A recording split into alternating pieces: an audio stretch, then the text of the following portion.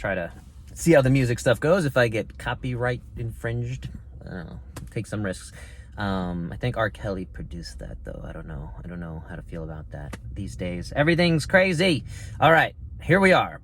Episode 4, Bono's stuff, talking about correlation does not equal causation, okay?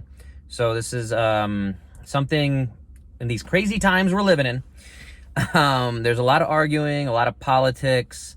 I'm going to try my best to avoid talking about politics. But yeah, it's hard to avoid it. And I see a lot of what I'm going to call flawed thinking. Just, don't know how else to phrase it. Science illiteracy. And again, I don't want to come across as an elitist, because that's the thing that's getting thrown around now. So part of my mission here is to again help provide some value. I'm overwhelmed somewhat with what's going on again in the world, with what I see people preaching, posting on Facebook, things like that. It's definitely a crazy time again. So this is something though that does relate strongly to how we look at our bodies, how we think about our bodies. And again, that's a big part of my mission, is to make sure we're looking at the way we think about things. I want to be able to post videos and say, okay, you have sciatica, you should do X, Y, Z, and you're going to be better. Unfortunately, there's no really easy answers like that. And it comes down to, again, helping folks. And again, hopefully, if you're watching this, if you're in my audience, if you're sharing this, if you're liking this, I appreciate that very much. If you're subscribing, do it. But yeah, it comes down to helping to again change the way you're thinking about. So again, if you have sciatica, if you go see a doctor for that sciatica, again, I want to be here saying, hey, like, we should be taking more control of our bodies. And understanding how to treat that without the doctor. The doctor's there, it's great, medical doctor, right? Or kind of, I don't want to go down that rabbit hole again. I'm going to keep catching myself. This is one thing I'm going to keep working on. The point of this that I'm trying to come back to is, I want you to think about, again, some of these ways that, and analyze our own ways of thinking, basically. So, the main point of today's episode is correlation does not equal causation. I'm going to give some examples of that. Again, without avoiding, we're going to avoid the politics. But things I've seen, and even research studies tend to, I'm in a parking lot here. Some guy just dropped off like a couple of dumbbells, look like 10-pound dumbbells. The guy looks very excited about his dumbbells for the home gym, I'm guessing. I wonder if they got it on Craigslist. I don't know. That's crazy. A parking lot deal going on of dumbbells. It's a good thing, right? Better than other things going on these days. All right. Anyway, correlation does not equal causation. A lot of research studies that get put out there, a lot of headlines, right? Red meat causes cancer. Okay. It does not cause cancer. We need to look at those studies. This is a recent thing, a few years ago at this point, that I saw. Red meat causes cancer was a big thing. And the way that study was done, it was a huge a population, a huge sample that they had. However, it was a very poorly designed study. It was done by phone calls. It was done by survey. And it was like, hey, what did you eat a year ago? And they included things like pepperoni pizza and Big Macs as red meat, which, sure, technically it can be part of that. But a lot of times when studies are comparing A to B, especially with stuff like nutrition and looking at diet and having people report their own diet, they're going to more often than not report a healthier diet. And then on top of that, if you're not very clear about that, it's a mess, the nutrition science. All right. But to say red meat causes cancer it's a flawed takeaway from that. It's a flawed headline. Other fun correlation causation things. Storks, the stork population in Copenhagen went up one year, and the birth rate went up one year. Does that mean that the storks brought more babies? we should know that that is not the case, but there is a literal correlation there. There was even more ridiculous ones like, I think Nicolas Cage movies, how many he released, and connecting it to pool deaths. So how many people drowned in pools. And there was like a direct correlation you could see as the chart goes. Again, not likely that those movies caused the pool drownings. And again, sometimes I think we need to go to these extreme examples to make sure that it really challenges our thinking and sticks in our minds based on the way our minds work. There's a lot of manipulation and marketing and psychology to how, as a physical therapist, I should try to sell you to come work with me. And that's not really my intent with these videos. Again, I'm just trying to bring that value. So, but I see a lot of marketing and manipulation and keywords. And again, we talked about a little bit in my food video last time when people talk about organic and things like that. No antibiotics.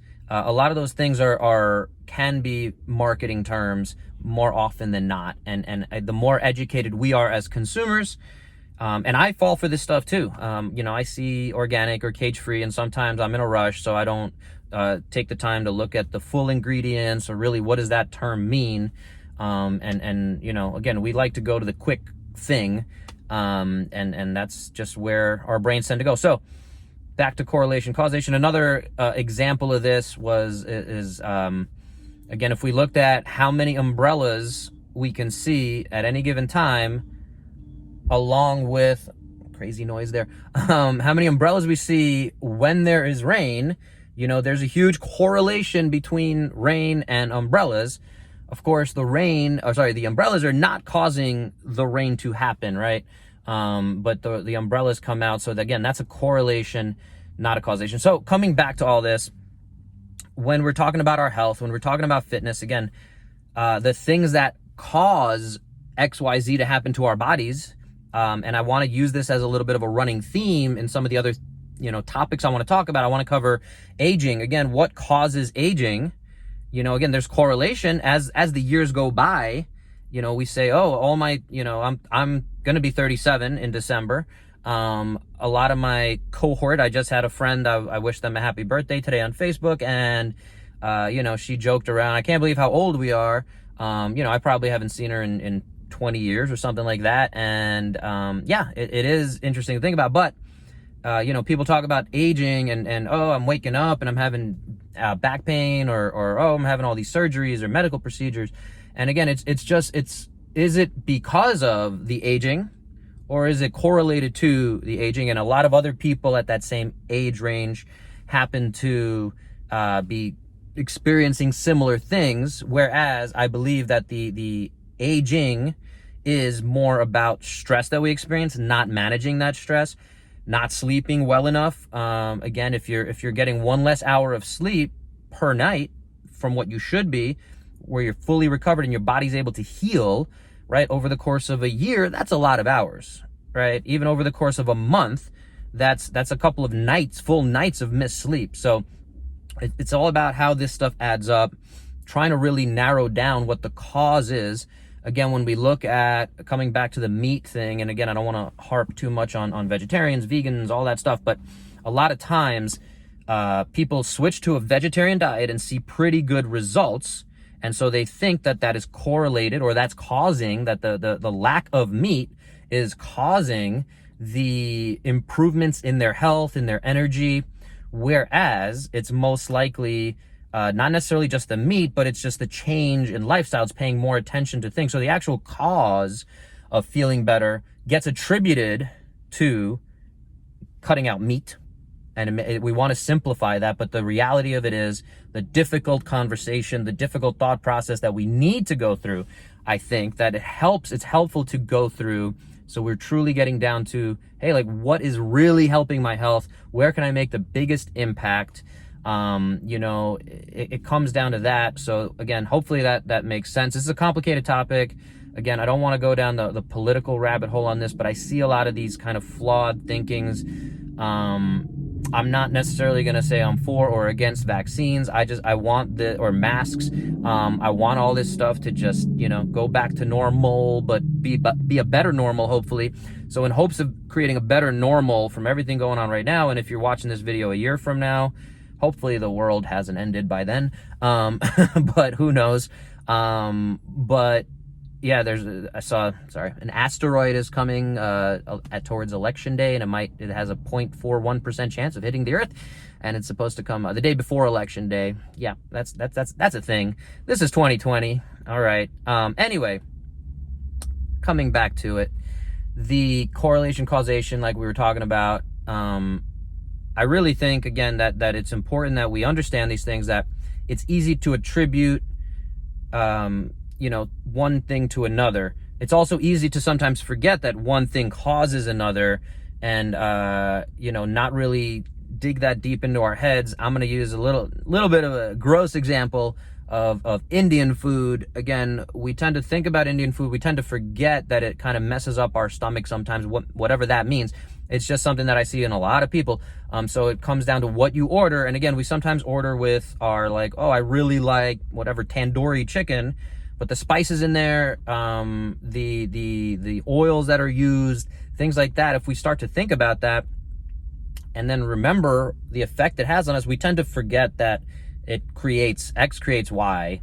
Sometimes it hits a breaking point. So like with dairy, I know with dairy for me personally, and I keep experimenting with this for myself and paying attention to this, but I try to pay really close attention to when I have dairy, what kind of dairy it is, also how much dairy it is. I'm not sitting there counting it, but I know that if I get Kerrygold, like sharp cheddar, it's a bit higher quality, so it doesn't affect me as much. If I have lower quality dairy, it creates a little bit of phlegm in me. It brings down my overall energy. So again, this is where some people eventually, at some point, like having any dairy, run to the bathroom, they now create that correlation causation situation. So things that we don't like to talk about, taboo, whatever, going to the bathroom, what does that mean? Again, we could do all sorts of talks on that. It's not my intent, but I think there's a lot of value there. So I don't know how we got to poop from correlation causation. I think there's definitely some important stuff there, but hopefully it didn't drift too far around. Again, I really want to drive that point home, that a lot of this is just to give examples, to talk through different things, and hopefully if we covered 20 different things with random asteroids in there, 20 things, maybe one or two of them is enough to stick in to your brain.